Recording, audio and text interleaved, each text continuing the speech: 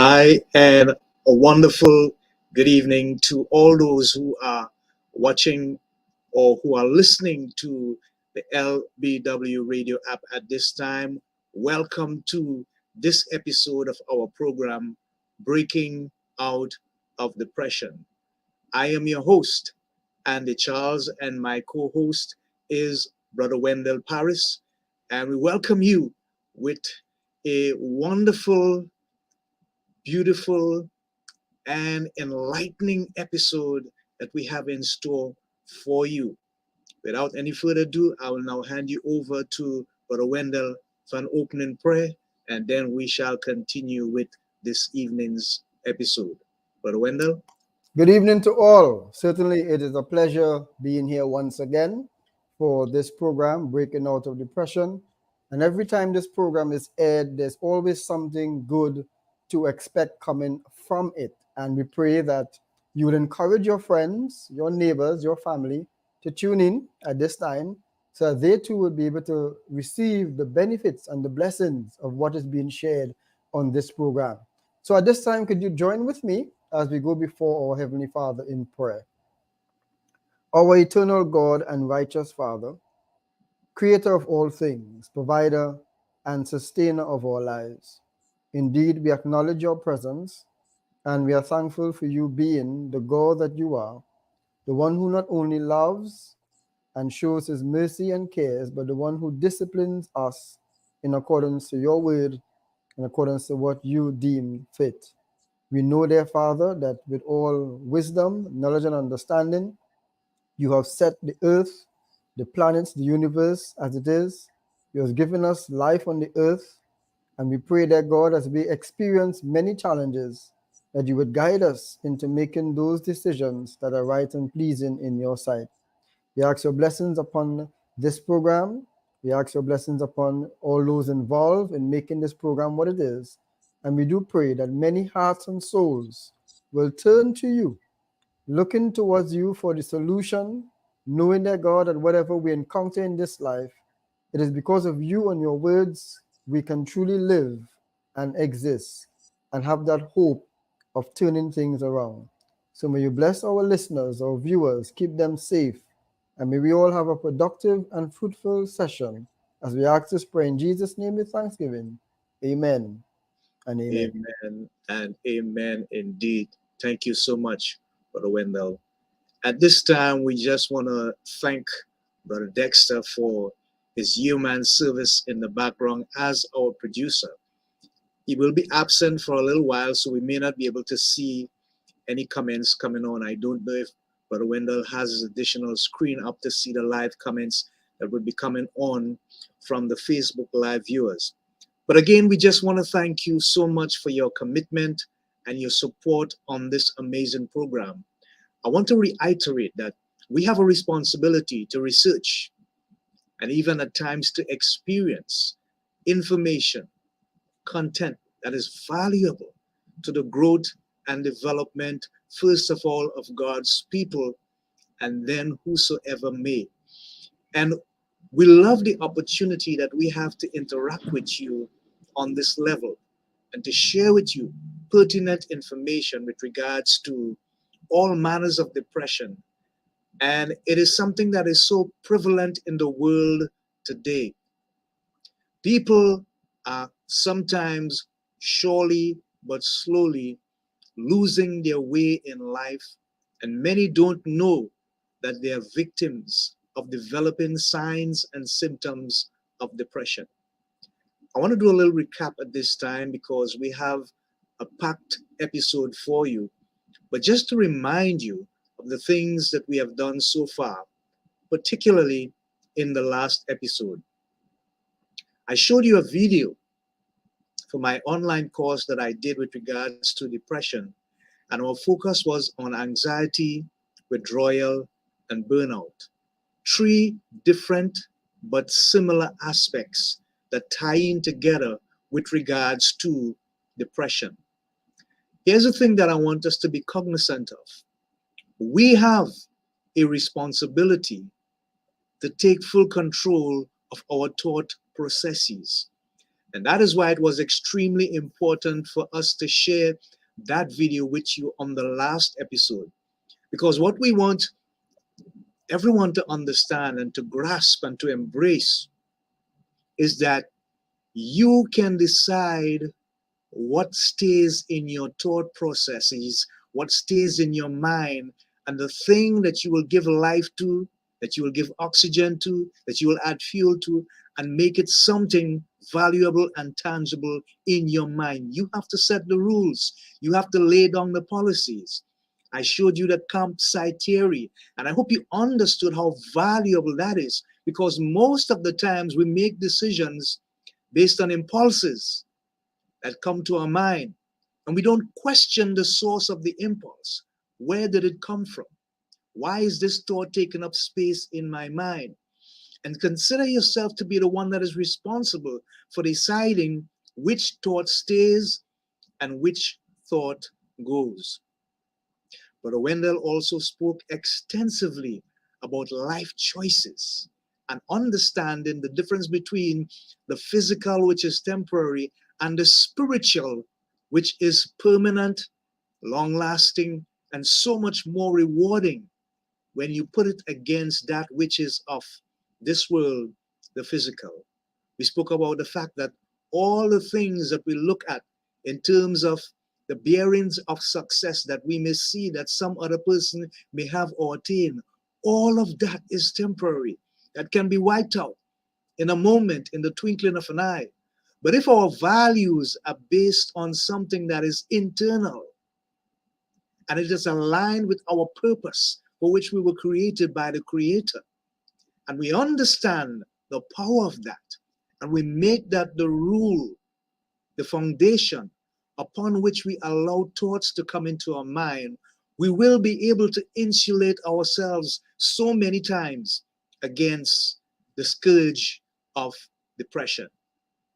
Additionally, we had a gentleman on by the name of Maurice Big Mo Thomas. And you missed this guy's story if you weren't there on the last episode. The amazing thing about Mo is that he was a young man who had joined the Marine Corps, and he had an amazing career going for him in the armed forces. And then suddenly, without any notice, without any warning, he was involved in a tragic, traumatic car accident. It was a total write-off, a total wreckage. And you know what? Somehow, somewhere within Mo's life, he managed to get the strength. He managed to get the inspiration. He managed to get the ability to get up out of that place of deep depression where he had gone into, because he could not see, he could not speak, he could not walk.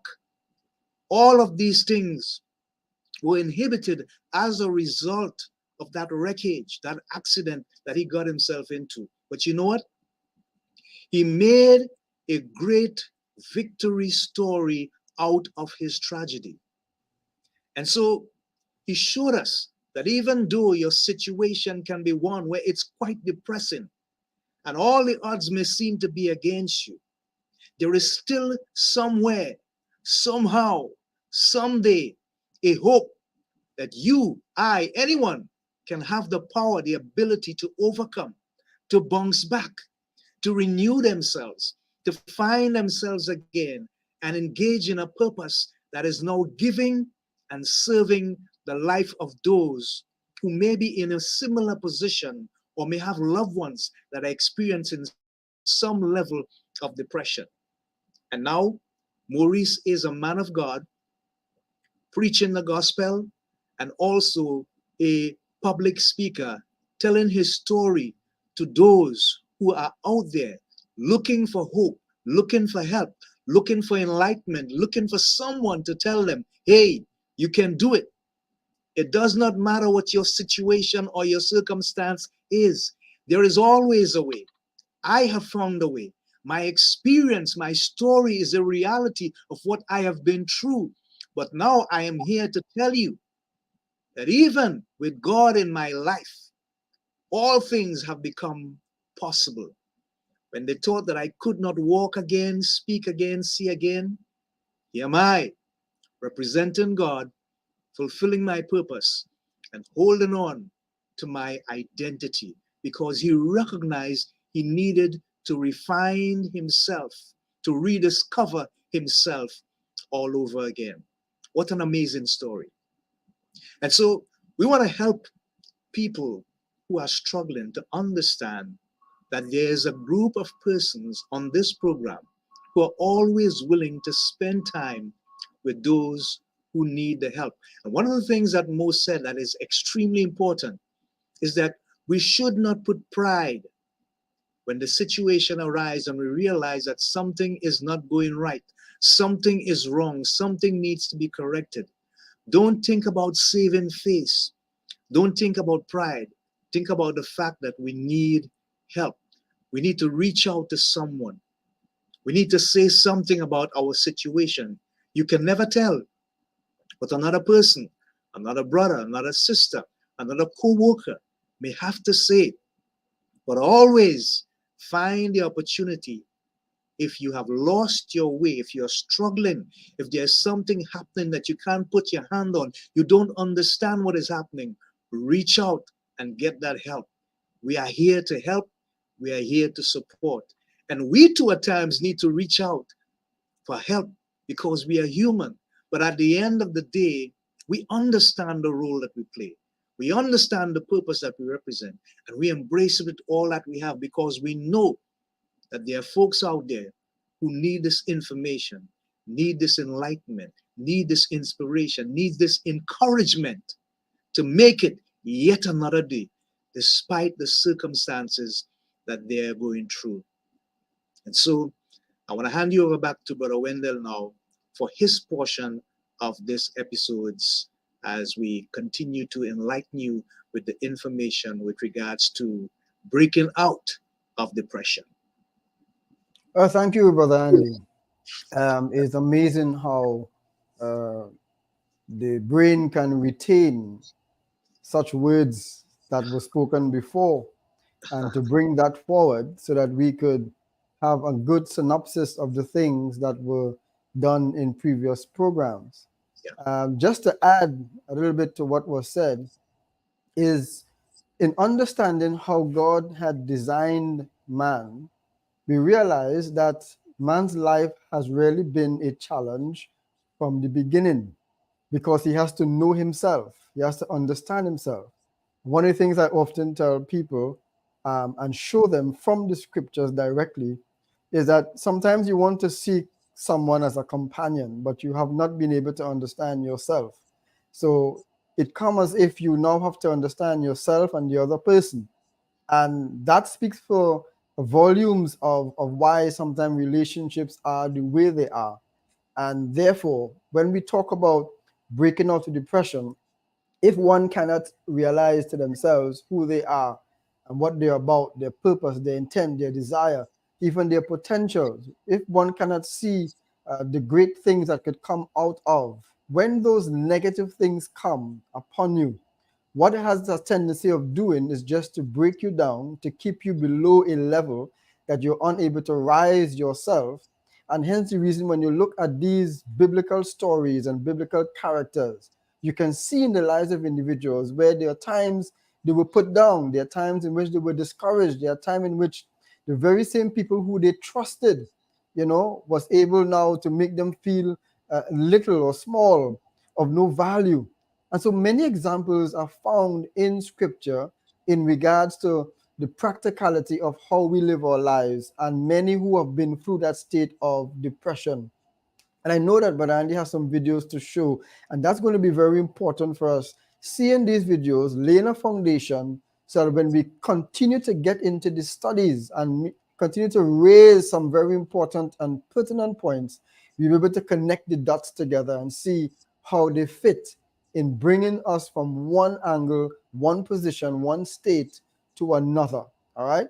And one of the things that we'll be looking at, I believe, a little later on, Brother Andy, as you mentioned, in terms of a man by the name of Elijah, that prophet Elijah, when we heard of him, we heard of him only in the form of greatness, But the greatness of men can also be challenged by the simplest of individuals. Let me repeat that. The greatest of men can be challenged by the simplest of individuals. So it no longer boils down to who is the biggest, who's the best. No, not necessarily so. Even Jesus, when his disciples were murmuring and complaining about who's the greatest among themselves, because he did choose 12, and each one of them had their own personality, each one of them had their own characteristic. But then he had to bring a child and bring the child in front of them and say, well, listen, if you consider yourself to be the greatest, then let me tell you who's the greatest. And the example of a child in the midst of them.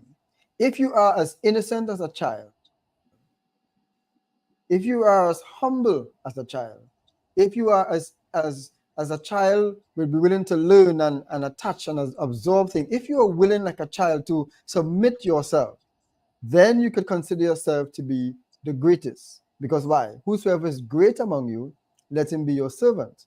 And God alone is the one who exalts, God alone is the one who lifts up.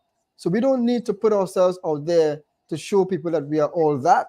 No, we just have to consider, if I want to be someone that is known by many, not because of fame or glory, but just because I have something to give, something to share, something to contribute, let it be done by humility.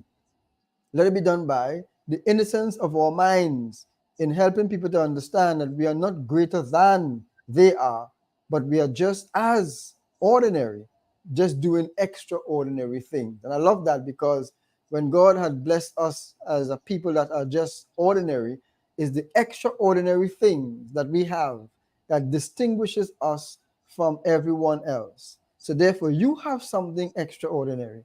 I may have something extraordinary, but Andy does, and many others. There's something that is extraordinary about individuals, that when they're able to put that to use, then you're able to say, yes, that's your gift, that's your talent, that's your ability. And you realize that you could use it for the honor and glory of God. So we're going to be talking a little bit about Elijah in a while from now, and we want to be able to give you a heads up. You could look at First Kings chapter number 18 and chapter number 19. Just go through it if you like quickly, and you'll be able to see some stuff there. And then we'll talk a little bit about this man Elijah, this great prophet, and to see how the greatest of individuals can also learn from the simplest of minds. All right, so that's what we're going to have in store for you in a while from now. We want to be looking at the videos that Brother Andy has prepared. So let's tune in, let's pay attention, let's see what we can learn, and then we'll get into some other matters as we go along. Brother Andy. Yeah, wonderful. Wonderful indeed. Thank you so much, Brother Wendell. We have our producer back. Thank you, Brother Dexter. You have done your deed in the matters of state. What I want to share with you now is an extension of what I showed you last week. Remember, last week we focused on the process of thought. Now we want to take it a little more further. And it's going to be scientific, because at the end of the day, we have to understand how the human brain functions and the different parts that make up the functioning of the human brain. You know, there are times we go through life and we spend our days and we spend our nights, and sometimes we have shifting moods and we don't understand why our moods are shifting, why it's up and why it's down, why sometimes we're in a good mood, sometimes we're not in such a good mood, it's kind of indifferent, and then sometimes people don't want to hang out with us, they don't want to be around us, and sometimes we don't understand why, we don't know what is happening. But we need to understand how this wonderful, amazing body God has given us, how it functions. And the engine room is the brain, not the mind, the brain. The mind and the brain are two separate entities. Yes, they function together, but the focus we want to focus on is the brain and the parts of the brain that we need to pay attention to, and how it functions and how it affects us when it comes to decisions and choices that we make, the moods that we are in and why we are in those moods, and how we can address them, particularly from the aspect of depression. So while you wait, let me see if I can set this in motion. The video is supposed to be coming up in a minute.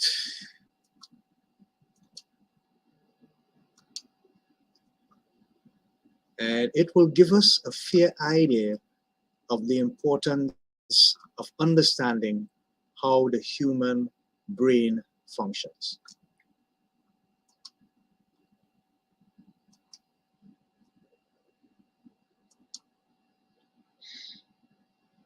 I want to look at this from a scientific perspective. And I want to look at the neocortex. I would have probably mentioned it before. This review is done by Jennifer Logan, MD, MPH. And she says the neocortex comprises the largest part of the cerebral cortex and makes up approximately half the volume of the human brain. Why is this particular part of the human brain exceptionally important in this presentation, in this course? Because it is thought to be responsible for the neuronal computations of attention, thought, perception, and episodic memory. How fantastic is that? This little compartment, the neocortex, is responsible for all these things. The computations of attention, the level of attention span. Remember, we spoke about that, and I said the average adult would have about 13 minutes. It's because of the makeup of the neocortex. Thought, it analyzes thought, it perceives thought, it intercepts thought. Perception, it gives you the ideas of what things may be or should be. And it also creates the opportunity for you to remember those things that you simply cannot forget and will always remember. The episodic memory is stored in the neocortex. So therefore, what you have to do is to find a way to feed yourself with more positive things than negative things. What you listen to in the media, the social media, the news, Facebook, Instagram, TikTok, Twitter, WhatsApp, the stuff that you expose yourself to that goes into your neocortex, try to make it positive, uplifting, endearing, encouraging, inspiring, motivating, and would lead eventually to some level of transformation because this particular part of your brain accepts that based on your level of input into your system, what you pay attention to, what you listen to, what you feel for, what you hear for, what you desire. It comes through the neocortex. I want you to pay attention to that from the scientific perspective of what it does. Feed it with all the good stuff that you need for your build up, your social, spiritual, and your psychological build up. Depends on what you put into your neocortex. Pay attention to that. All right? Hi, guys. We're going to continue, and we need to remain basically on the neuroscience, the chemical mixed with the emotional and the biological aspect of what we are dealing with to understand why the body functions in a particular way, why certain thought processes would sort of invigorate the release of certain hormones and genes within our body and within our system. So we're going to continue with the brain.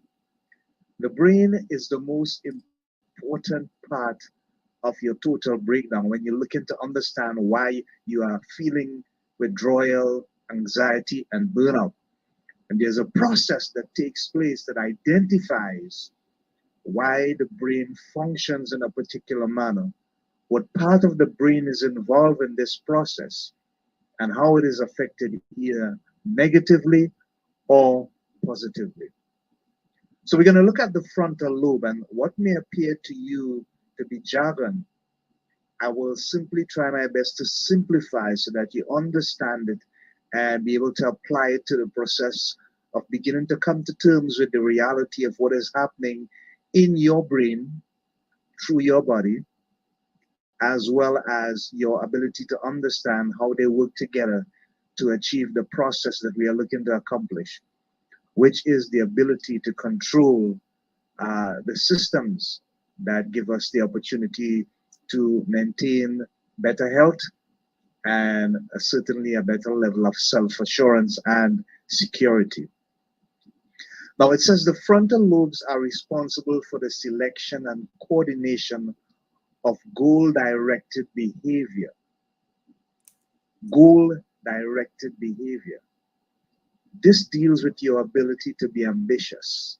So you got to feed that area with stuff that you know you would like to accomplish, you would like to have become a reality, see tangibility become a reality in terms of the goals that you are looking to accomplish. In this region of the neocortex is the human executive function that manages the intricacies of multiple complex processes such as task switching, reinforcement learning, and decision making, to name a few. Disorders of the frontal lobe include frontotemporal dementia, Parkinson's disease, and Alzheimer's disease. Here's one way in which you can really prevent that and further erode the possibility of anxiety and burnout. You need to play a lot of puzzles, Sudokus, those puzzle books. Read a lot. Read, read, read, read. If it means reading and studying, do that. I'm not talking about ebooks. I'm talking about paperbacks, hard covers, hard copies. Read a lot. Read not just for information, but read for transformation. So, what you can do is to create the opportunity for you to avoid the onset of Parkinson's and Alzheimer's by giving this area of your neocortex, the frontal lobe, that information that would keep it focused in terms of your ability to make um, better decisions in terms of the task switching and the reinforcement learning and decision making. The more information you have with regards to the decisions that you're going to make, it is better for you. And then there are times when you'll need to cool the mind down and to relax and to give it some time out so it can revitalize itself and come again. I'm telling you this. I've seen people hurt, I've seen people suffer. One of the best ways that you can deal with that in terms of the prevention of the onset of these diseases is by doing a lot with the brain that you had not done before. So if you are constantly using your left hand because you're left handed, try using your right hand in simple tasks. Take it step by step, one day at a time. All right? But the Sudokus and the puzzles where you work out areas in which word's supposed to fit in which box or which image supposed to fit in which box, go back to that, do a lot of that, and read. Read at least 3 or 4 books per month. Try to read at least for half an hour every single day. Trust me, it's going to help in a tremendous way to prevent Parkinson's and Alzheimer's because they lead to a certain level of anxiety and burnout as well. Then we have the parietal lobe, and this is traditionally taught as the association cortex. The parietal lobe is believed to play a role in decision making, numerical cognition, processing of information, and spatial awareness. So the parietal lobe deals with numerical recognition or numerical cognition. It helps you to remember numbers and facts, data, information about things, people, places, etc. It helps play a role in the decision making process and it helps you process information that you would receive in terms of the decisions that you need to make. So it's important that you understand how these work together in that neocortex part of your brain, which makes up almost the majority of your brain matter. and feed it constantly with good information, positive things that would give you positive vibes, that would give you that good feeling, sort of endorphins coming into your system. All right. And the more you do that, the more regularly you exercise that into your system, is the more that these different areas of the um, formerly the cortex would continue to respond in a manner that is in your best interest. And the word is not preformal, it's prelobal. Yeah. Okay, great. So uh, the temporal lobe. This is a low key guy, but it houses two very important glands, and I'll show you what I mean. The temporal lobe houses the hippocampus and the amygdala.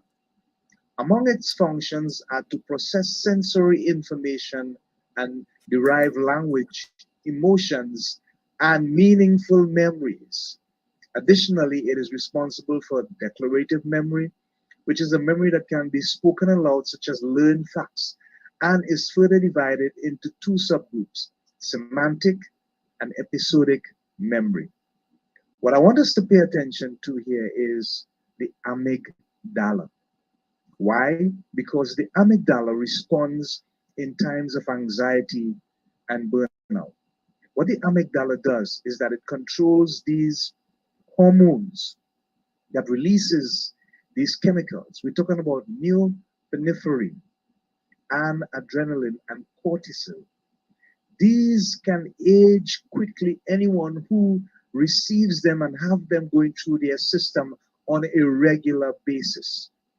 The amygdala is also that gland that processes information and tells you whether to run, stand up and fight, or freezes you. It depends on the level of adrenaline that flows into your system. So, what do? You create the opportunity to give this aspect of your brain information that can make you calmer in terms of the level of emotions that you experience on a daily basis. Because why? It is responsible for declarative memory, which can be spoken out aloud, such as learned facts. So you begin to learn more and more about the things that you involve in your profession, the things that you like to do, the things that you socially engage with on a regular basis. Get the time to go on the internet or wherever you go, get that information, the public library, as the case might be, and house that information in a regular basis within your subconscious through the temporal lobe. And over a certain period of time, as you begin to do this and it becomes habitual, you decrease the possibility of allowing those negative chemicals to be released from the brain as a result of it not being properly groomed to respond otherwise. And when you do that, you diminish the possibility of anxiety and burnout to a very large extent. Interesting, right? Yeah, I know. Now, here's another fact that I want us to think about. Age of recognition and critical thinking does not come until you're about 7 to 8 years of age.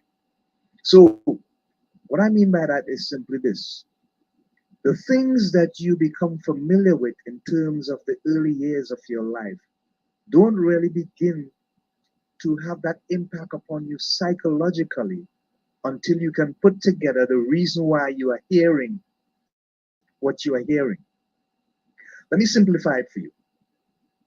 You go to the grocery store and you go with your parent, and your parent is broke, whether it's your mom or your dad, as the case might be.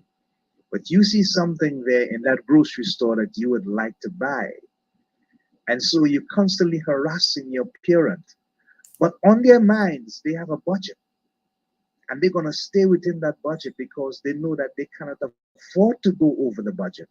But what you are asking for is beyond the budget that they have catered for or cared to spend in the first place. So you're beginning to put a severe amount of stress on their temporal lobe. And so they're probably saying, hey, forget the toy, forget the cereal, no jam this week. We can't afford it. But that's not what you hear between the ages of 1 to 7. What you hear is, you are not good enough to get that. That's what you hear. But when the age of reasoning becomes a reality upon you, and you begin to understand the difference between those who have and those who don't, this is what you say to yourself. You know what? Uh, Maybe things are tough with my dad, things are tough with my mom, and I get it. I get it, you know? And you're not going to go into a tantrum because you understand what they're saying. But under that age level, you're certainly going to go into a tantrum because what you're hearing is, you are not worthy enough to get it. So I want you to understand the difference in the terms of the age value. And what I want you to sort of associate with what is happening now is, if you can go back down memory lane and realize that some of us carry burdens from way back then that has created doors of anxiety and eventually burnout. Because if we have been taught in that for all our adult years, from that childhood time when we did not have any closure, anything that traumatic took place that was heavily impeding upon our ability to understand our level of acceptance and self being and self worth and self value, it can create some level of anxiety. And so we must find a way to deal with that as well. That's not my expertise, but I know some people who can deal with stuff like that, like Jenny Mannion and David Essel and so on. But it's something that if you discover you have been going through some periods of rejection and withdrawal and anxiety because of stuff that has happened such a long time ago, the time in your childhood when you were beginning to understand critical thinking and recognition of facts and stuff, then you need to get some professional help to deal with it, because as long as there's no closure, it's going to increase your level of anxiety and eventually lead to burnout and possibly depression and panic attacks. All right? And you don't want that. I don't want that for you either. We love you. So, I want to. Okay. What I want to do is just do a little bit of reconnaissance on the information I just shared with you guys to show you how extremely important it is to understand the human brain and how it functions. And some of the reasons why we do not really truly discover our real purpose in life and understand with clarity the things that we ought to accept based on our values and the external stimulants that we sometimes expose ourselves to from day to day, is because there are things in our lives that may have happened a long time ago at our age of reasoning, when we're beginning to understand things and break them down, and things begin to make sense to us, and we could respond to them holistically. If there's no closure, if there was no sense of relief, if we did not have the emotional intelligence to deal with them in a manner that says, okay, you know what? I'm going to process this. And as part of my experience, I'm going to see the good in it. And I'm going to understand how I'm supposed to continue to navigate myself in such a manner that it does not affect me negatively. If we did not have any sense of relief or closure, it stays in our subconscious mind, eventually stays in our spirit, and it humbugs, interferes with our peace on a daily basis in the present and in the future. And sometimes we don't understand that. So what I'm saying is that the brain can actually be trained to respond in the manner that we want it to respond to us, not we reacting to things that are in our subconscious. And when a trigger moment takes place, we then do something, say something, think something, and then when we realize what we have done, taught, or say, we say to ourselves, wait a minute, did I say that? Did that come out of me? Did I do that?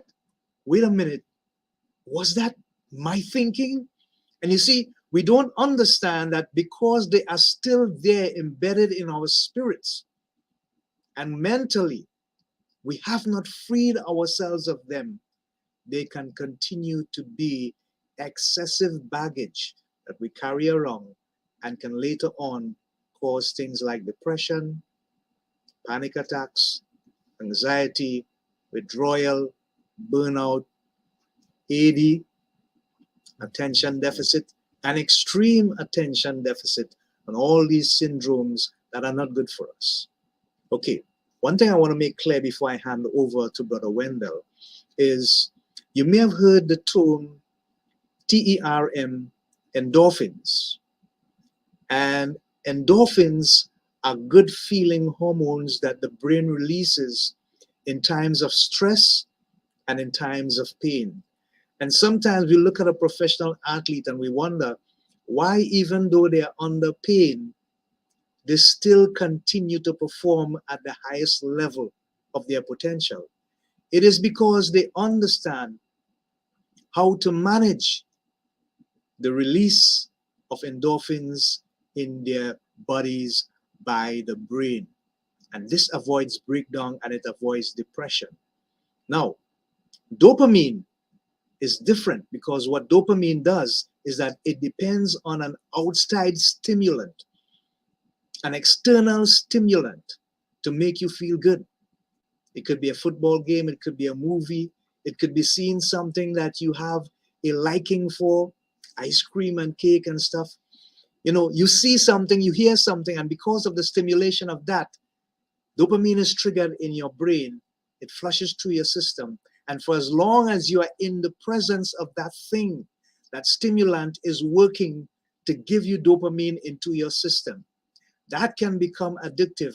And in the absence of the stimulant, of the external stimulant, you can also experience depression. So you need to manage that as well. There is so much information, and I'm excited about sharing it with you because I hope you understand the enlightenment and the value that it can bring to our lives. So, thank you so much for your attention and your time. I will now hand you over back to Brother Wendell. There's so much to observe and to learn based upon what was just shared by Brother Andy. Sometimes you feel that you are in a biological class and you're learning a bit of psychology at the same time. And it seems fitting to understand that sometimes the functioning of the brain we may not fully grasp. As one person said, we don't really use a greater percentage of our brain. And we seem to be using that which we find ourselves comfortable in, or seem to log ourselves into a particular area and never willing to even proceed further. But I can see men who have taken up the challenge in so many different areas where, as I said, extraordinary things are being done because of the use of the brain. And as Brother Andy rightly says, there are different parts of the brain by which things can be active, by which things can follow through, by which our thought processes are able now to invent and to put things together so that when the body moves, you know. So could you imagine a lot of things are happening in the brain before we even talk, before we even act, before we even do anything. It's there, it's happening, it's forming, it's shaping. So when things do come out, you know, it's clear to understand that the brain has always been active. You know, whether we are awake or whether we are asleep, we have learned that the activities of the brain is like an ongoing movie. It doesn't end. And if it does not end, it simply means there's always a sequence. There's always something to come after, to follow. And certainly it is portrayed even in our dreams. Now, what has been said clearly is a great level of understanding how the brain functions. So what we could do is look at an individual in the Bible and try to figure out perhaps why certain decisions was made when he had an opportunity to do something different. Now, if you do know the story of Elijah, this great prophet of God, one of the things that are very outstanding is the battle at Mount Carmel, and that is in First Kings chapter number 18. You'd realize that there was a woman whose name was Jezebel, and her husband's name is Ahab. Now, I would jump the gun a little bit in looking at these two individuals because Elijah really was communicating better with Ahab.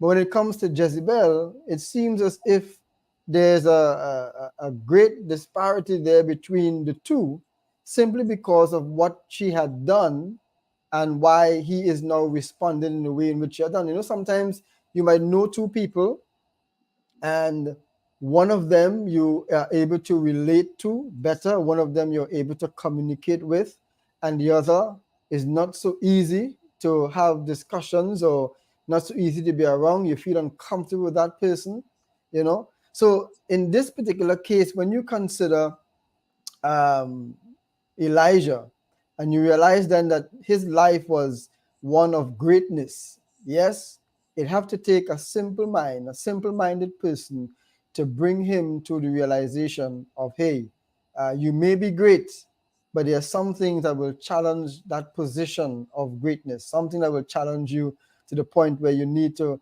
even respond and respond in a manner that is able to help people to see, yes, this is who you are. Now, I'm going to say this in First Kings chapter number 21. I just want to jump the gun a little bit to put into the scope of what I'm about to address these two individuals. All right. First Kings chapter 21.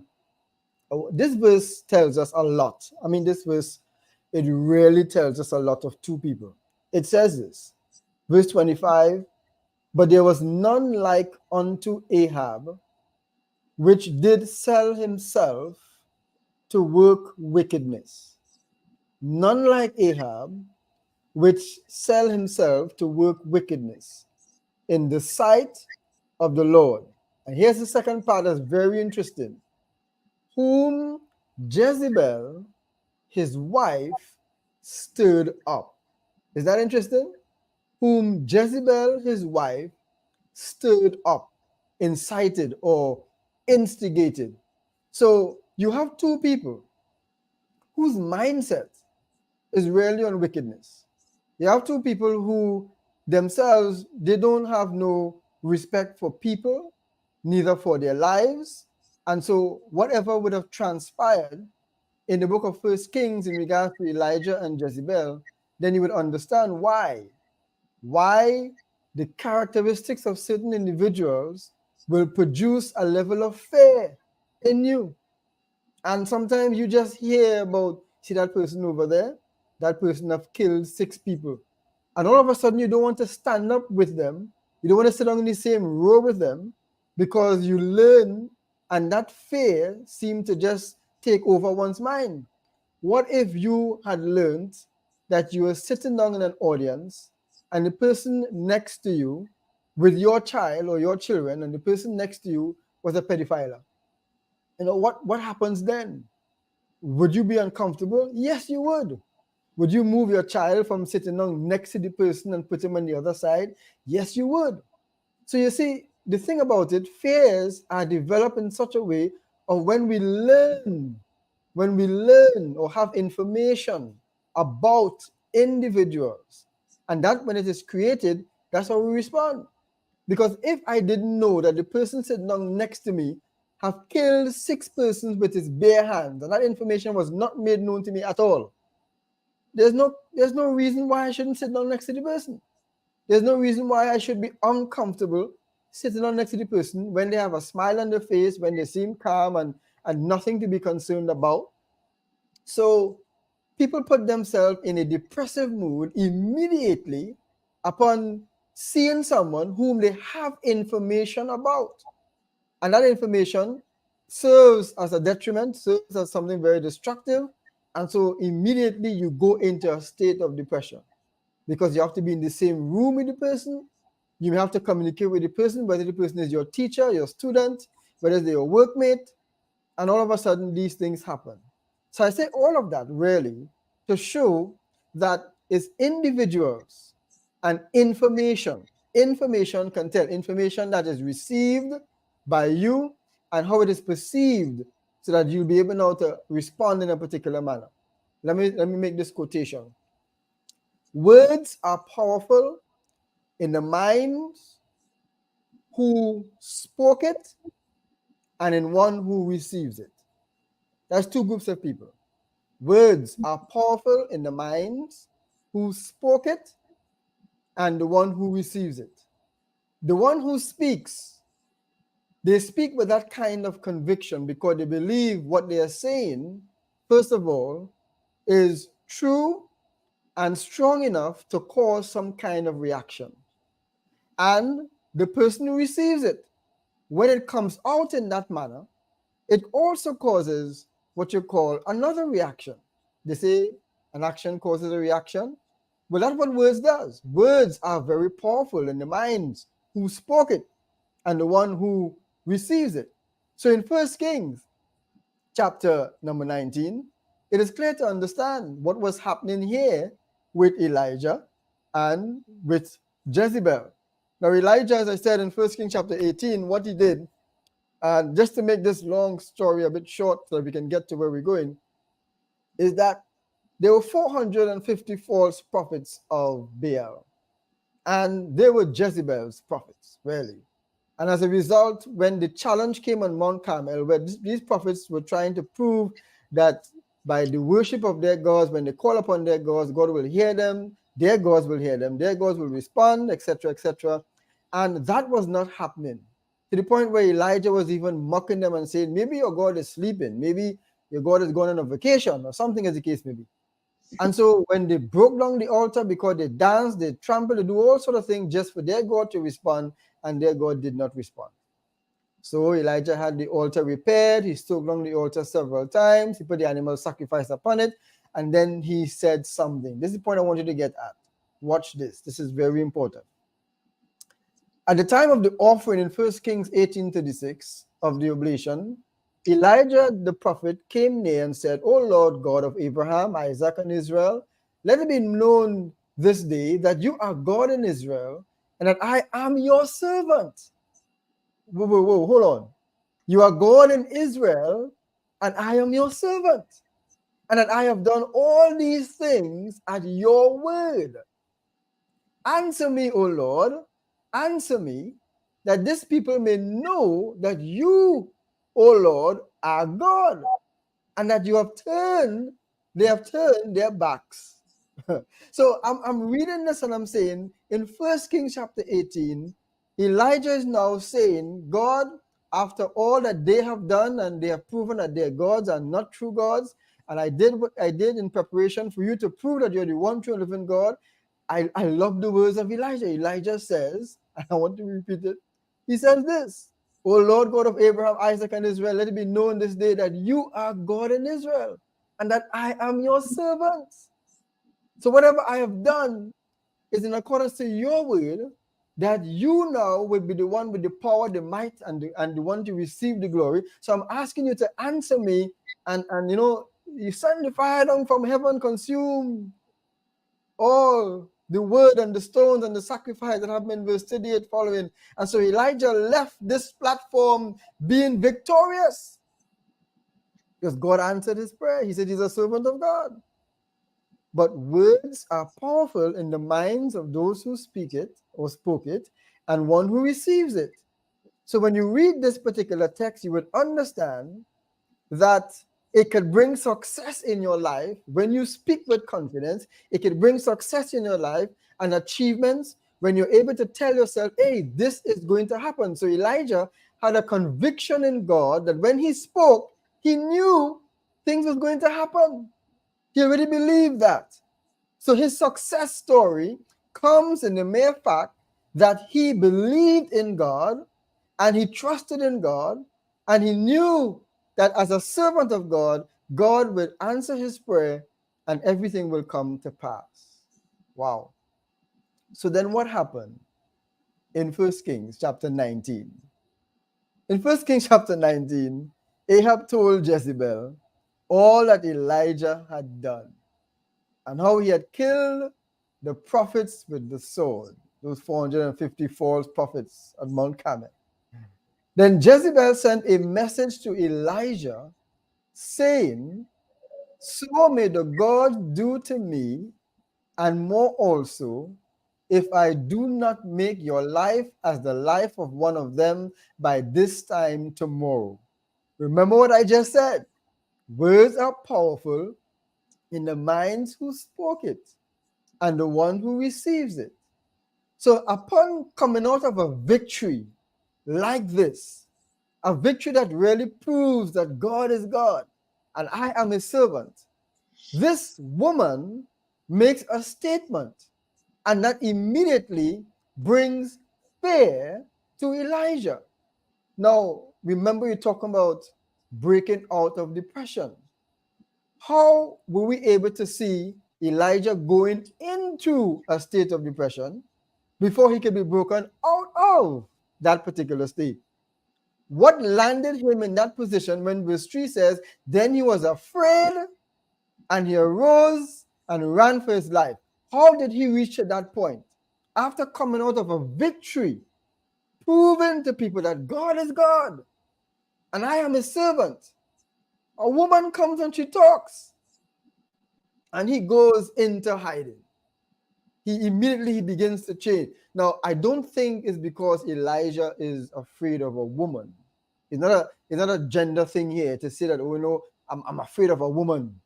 I don't believe it's just the idea or thought that people want to say that he's afraid of a woman. No, it is the words of this woman. Remember, I read in 1 Kings 21:25 that Ahab, his character is one of wickedness.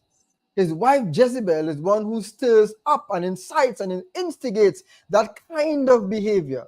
So both of them match together when it comes to wickedness. But even though you have Elijah talking with Ahab, he's not afraid of Ahab. He converses with Ahab. But Ahab's words does not have an effect on Elijah as Jezebel's words. Because Jezebel is the instigator. Jezebel is the inciter.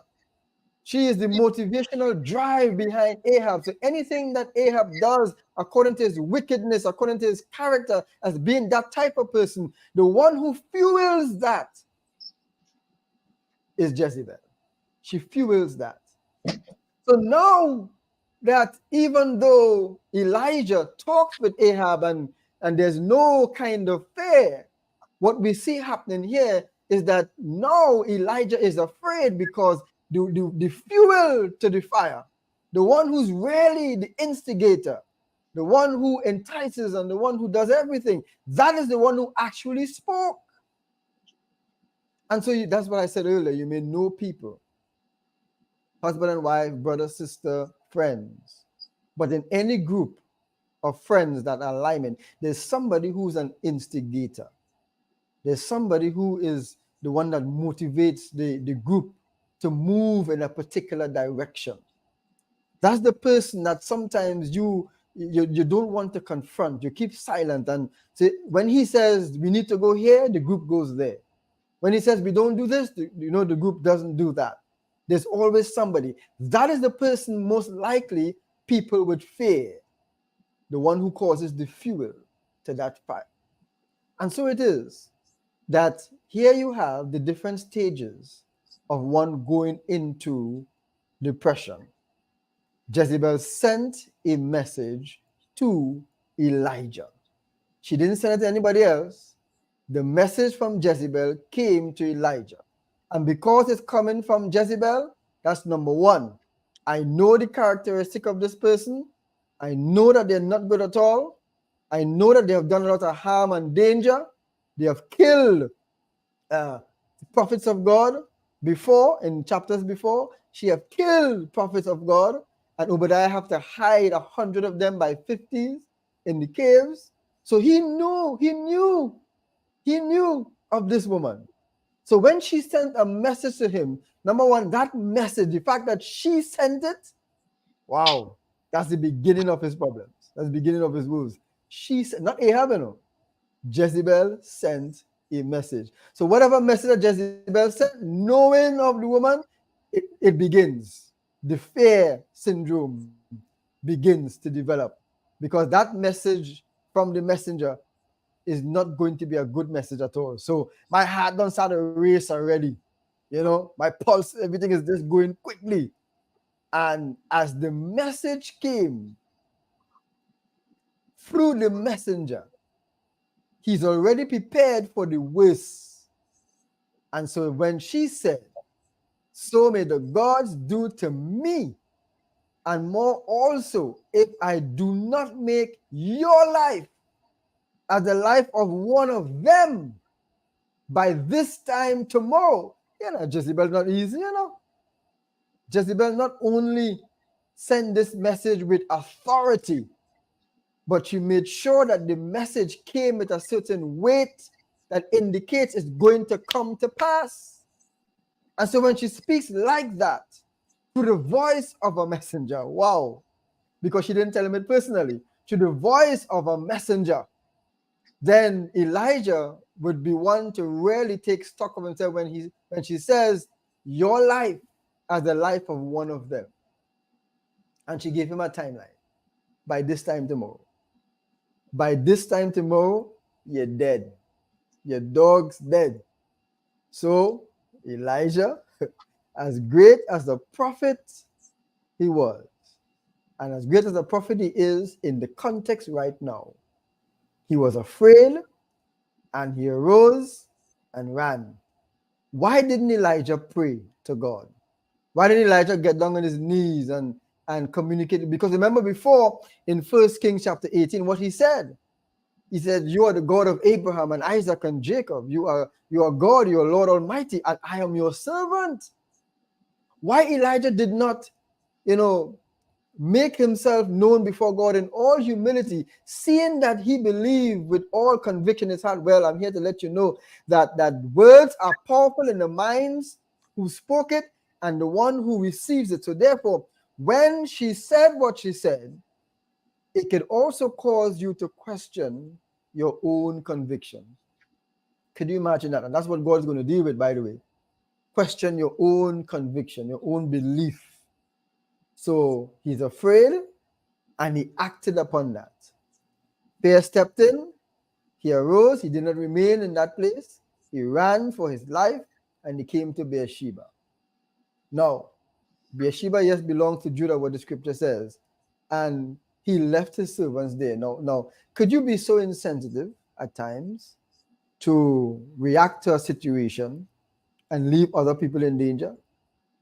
Well, at this time, he's running for his life. Remember what happened? He says, I'm running for my life. It's like every man for himself, hear what? I leaving you right here. I gone. So he left. He ran because he wanted to save his own life. When it comes to people going into a state of depression, they don't usually think. They don't usually think of their actions. They don't usually think or reconsider the words that they speak. In other words, I want some kind of redemption. No, I want some kind of deliverance. No, I want to be able to get out of this thing, but I have to move away from what has caused it. So if for Elijah, at the moment, it was not getting out of the depression, it's running away from the person who is causing the depression. I want you to understand that. He's running away from the person, the scenario, or the situation that is causing him to be in that state. So by his fleeing, he will now have to deal with another aspect of his life. How to actually remove that inner part of me that seemed to be now disheartened and broken in spirit and seemed to have no hope. But he had to get away from the situation first, and that's what he did. Is it a wrong thing that he did? Is it a right thing that he did? Well, in any environment, especially when you have domestic violence situations, you don't remain in a domestic violence situation and thinking that you could work it out and then, everything will be all right. No, you have to move away from the situation. Elijah is saying, I'm going to move away from the one who is causing me to now be into this state of depression. So he runs. And he went a day's journey after leaving his servant there into the wilderness. He came, he sat down under a juniper tree or a broom tree, and he asked that he might die. Now, remember, we talk about people who may have a desire to commit suicide. He's requesting that he might die. Now, here's the thing, Elijah. If it is that you're in this state or condition and you're requesting that you die, who are you making this request to? Have you ever thought about it? Who are you making this request to? And he asks he might die, saying, "It is enough now, O Lord." He's asking the Lord to take his life. Elijah, if you feel that way, why don't you take your own life? No, he's asking the Lord. Now, I want you to understand between these words that are being played here, if he's asking the Lord to take his life, has Elijah reached the point as yet where he could actually do that himself? Is he asking God to help him to be rid from the world because he knew that Jezebel had already killed some of the prophets? So instead of Jezebel having to find me and to do me what she did to the other prophets, Lord, you take my life. I put my hands into your life for you to take it. Because it is best that you do that than Jezebel. So Elijah, when he made that request, he also said, and I had to take note of this. I had to take note of this very carefully. He said, "For I am no better than my fathers." Wow. You know, in a state like this, when words are powerful in the minds of those who spoke it and the one who received it, it can make you and it can break you. Yeah? Words can make you and words can break you. And that's exactly what's happening with Elijah. Because whatever Jezebel says, it already had broken his spirit. But he's not seeing an avenue, an opportunity to rise out of that because he's fleeing for his life and he no longer considers his life to be of value. So God, do what you do. Just take me. As if God is the one who takes lives just like that. God does everything with a purpose in mind, with an intent because of his will. But when it comes to just taking a life, do you expect God to just say, "Okay, Elijah, let me just take your life just so?" No. Elijah have to learn a couple lessons, which we would not have time to get through the whole of the series of this lesson. Elijah have to learn a couple of things well. But words are powerful in the minds who spoke it and those who received it. It can bring success in your life. It can bring defeat. It can make you. It can break you. It can cause you to grow spiritually or produce spiritual stagnation. It can do that. Yes, it can. You didn't know that. All right. Let me just help you a little bit here. Remember, first of all, it could cause you to compare yourself with others. And that's what he started doing in verse number 4, where he said, "I am no better than my fathers." What do you mean you're no better than your father? Why are you comparing yourself with others? Your fathers have gone. They have done their part. They have done what they were placed on the earth to do. Here you come and you say you're no better than your fathers. Anytime you find yourself in a state of growing depression, you also begin to compare yourself with others because you want to be able to outlinely say, "I am not good as they are." So you know what you're doing now? You're bringing yourself down even more by uttering these words. "I'm not good as they are. My fathers were better than me. I'm not as my fathers." As he continues to bring himself down lower, all Jezebel did was made a statement and he ran with it and he began to depress himself even more. And then, I like this part. He lay down, he slept under a broom tree, and then an angel came and told him, "Get up and eat." And when he looked, there was at his head a cake baked on hot stones and a jar of water. You know, what would we give, Brother Andy, to actually see that in reality? You know, Brother Dexter, what would you want to exchange to be in a position to see that cake has been baked on hot stones. God didn't light a fire. In other words, God baked a cake on the hot stones. A jar of water would be able to quench his thirst. He ate, he drank, he lay down again. The angel of God came a second time, touched him and said, arise and eat because the journey is too great for you. Have you observed why the angel touched him again? Maybe you remember I said when somebody go in a state of depression, they don't feel like eating. They don't feel like doing anything exciting. They don't feel as if I should be nourished or I should, pay attention to my human body. So the scripture tells us that he ate, he drank, he lay down again. But the angel of said, no, hell what? Eat. The journey is going to be great for you. He arose and ate and drank and went in the strength of that food 40 days and 40 nights to Horeb, the mount of God. See, understand that there will be times in which you don't want to do anything. You don't want to eat. You don't want to do this. You don't want to do that. You just want to remain in that state or condition. That's why I said, be careful of the words that people speak. It can cause you to even experience spiritual stagnation, but you don't want to do anything to grow in the grace and knowledge of God. You just want to remain where you are because of words spoken by individuals that have sunk you down. But I will always say this, even though someone, by the word that they spoke, say things to bring us in a state of, or to open that door of depression, we are the ones who add to it that cause us to be in a deeper state. They just light the fire. They just add the wood. But you know what we do? We fan, because we don't want that flame to die. So we are the ones that continuing. When someone starts, we continue. So in most cases, you realize that the state of depression we find ourselves in is not solely because of what persons may say and do. Yes, that's the starting line. But it's what we do to continue it.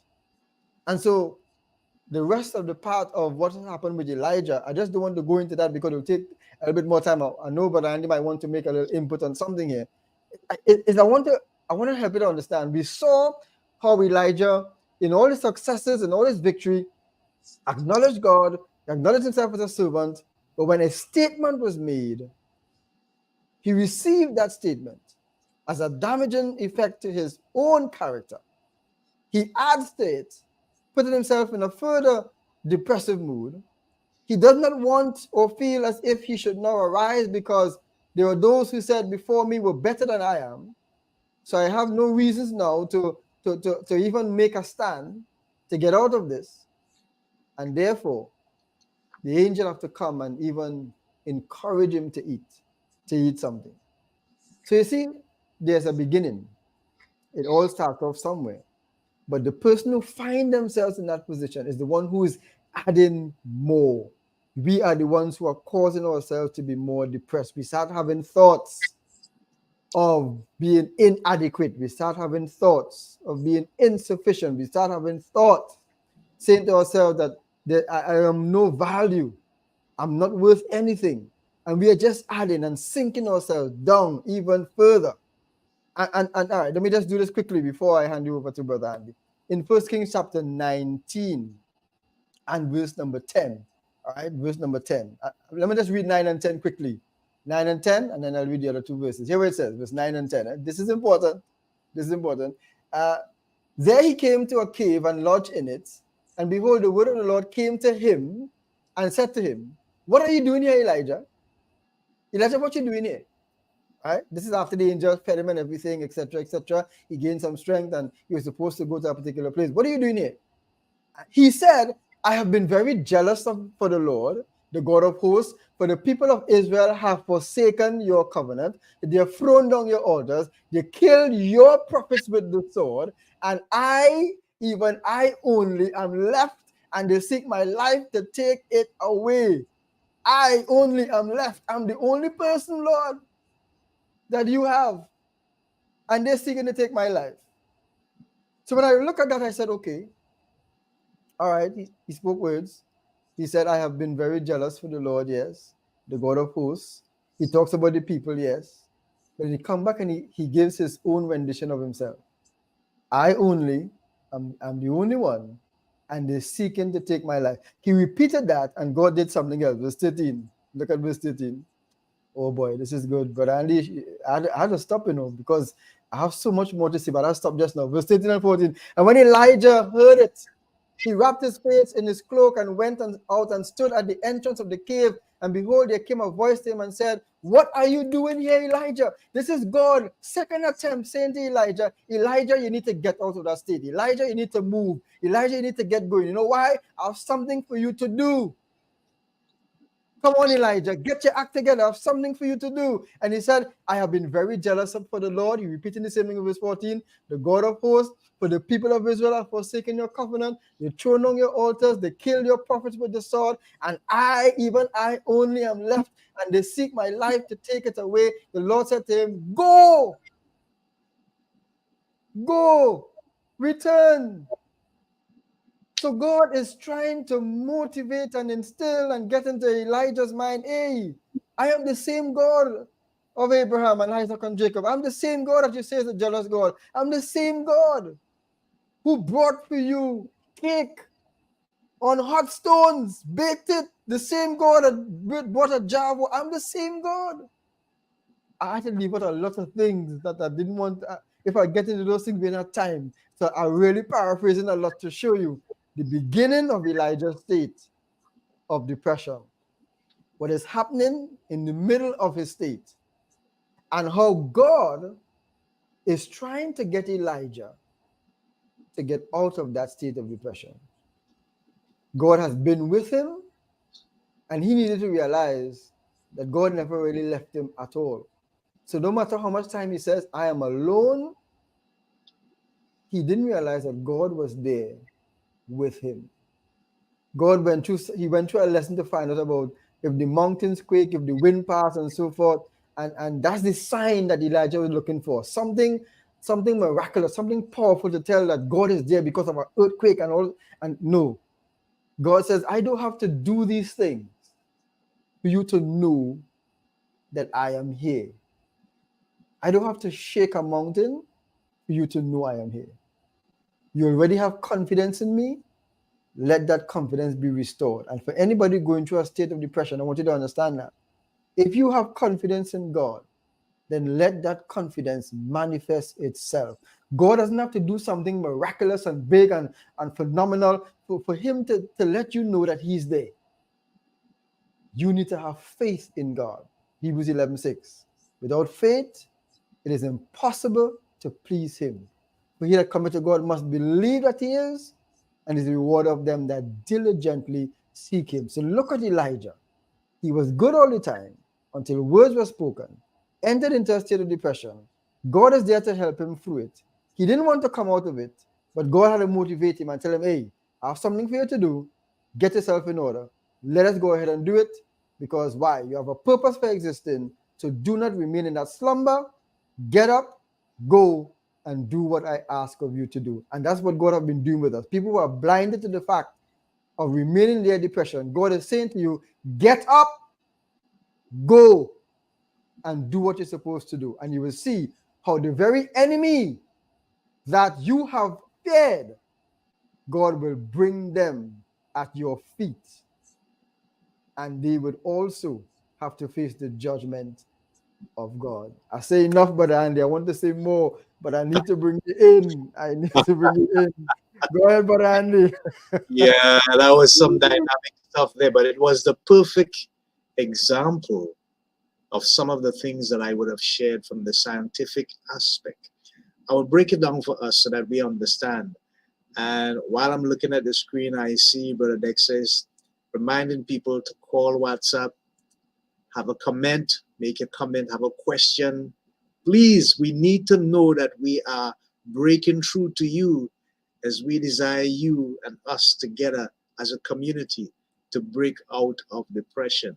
It is not just about us talking down, sharing, telling, but it's about us communicating with you as well on a level where we know for a fact, hey, there are people out there who need this information. There are people out there who are gravitating to the information.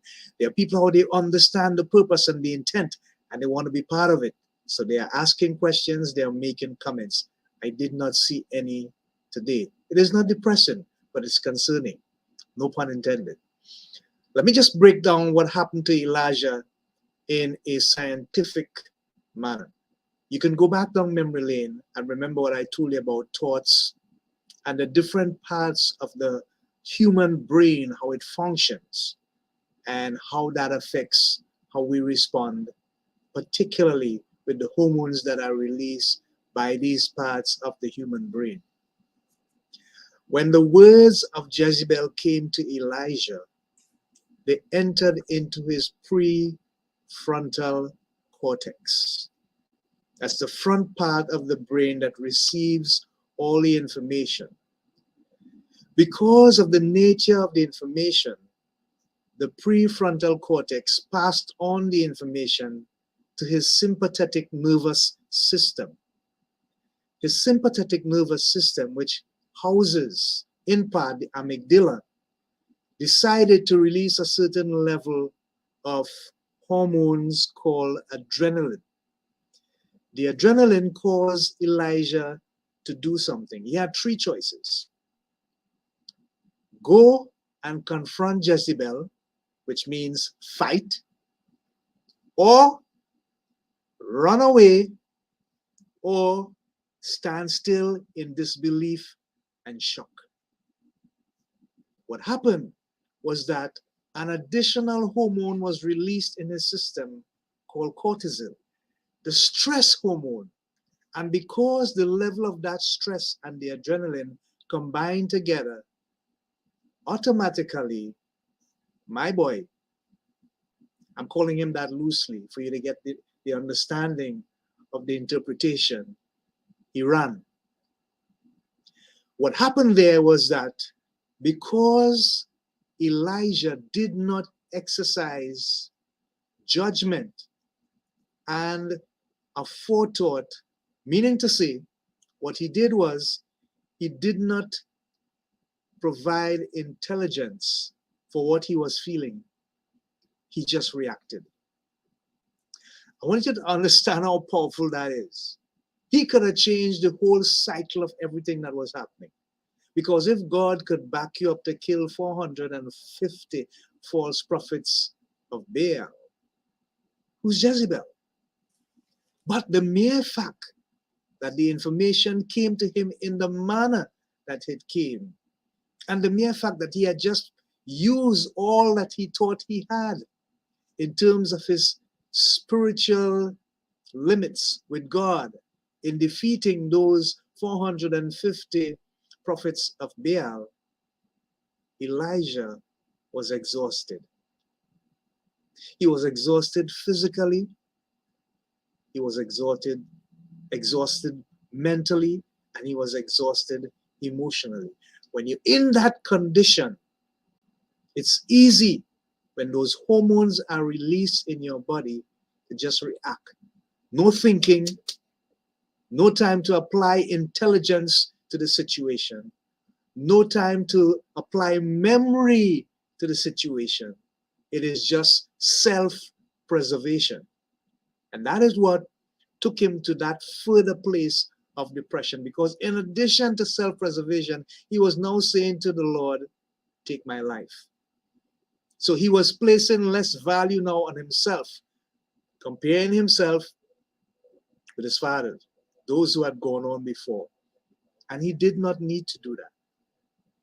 And so, as Brother Wendell rightly said, God had to wake him up, shake him up, bring him back to his senses for him to realize and recognize, hey, you are still the same man that I used a while ago to show the nation of Israel and the false prophets and those who were there as witnesses that I am the true and living God, and there's no other beside me, and I have not changed yet. So Elijah, guess what?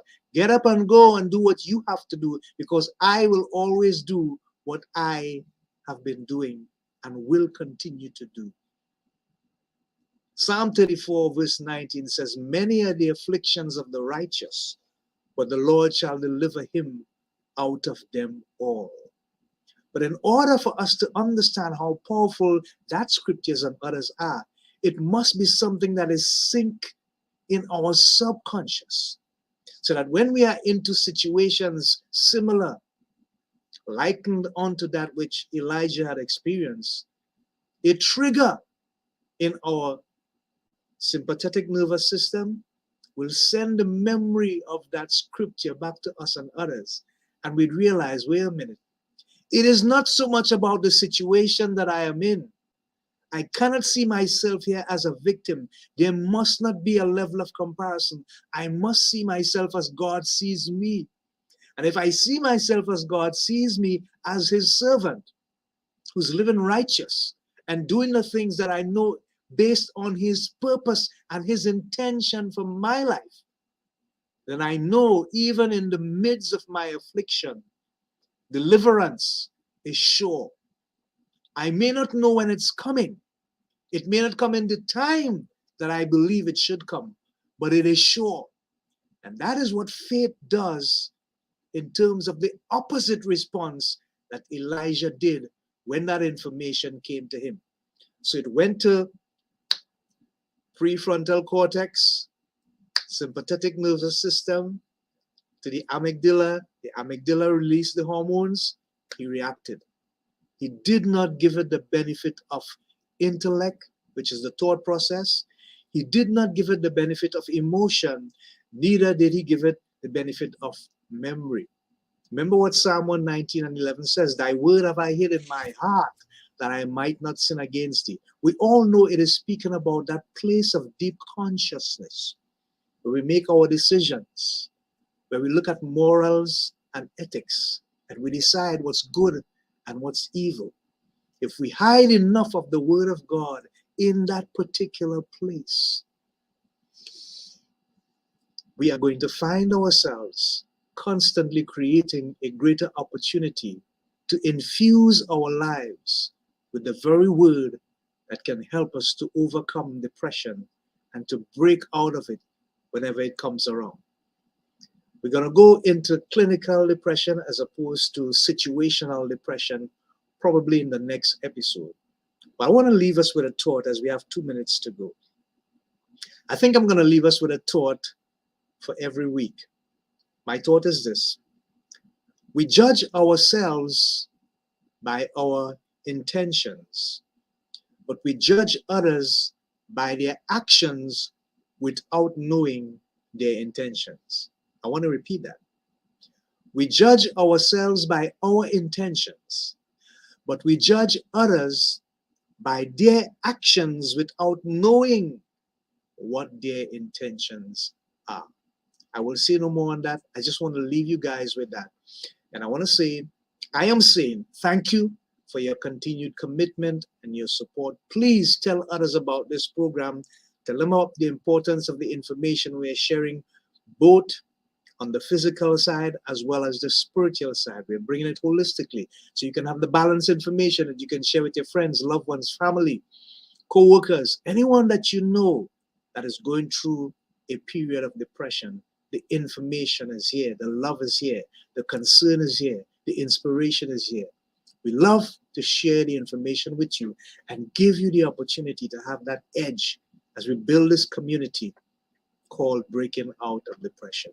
Brother Wendell? So until next time, we want to indeed say thanks to you being with us here.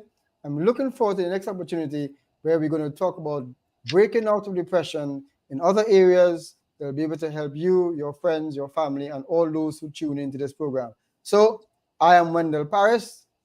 And I am Andy Charles, and we encourage you every single day of your life, make every effort, every attempt, have that mindset, that attitude, that heart set of breaking out of Depression.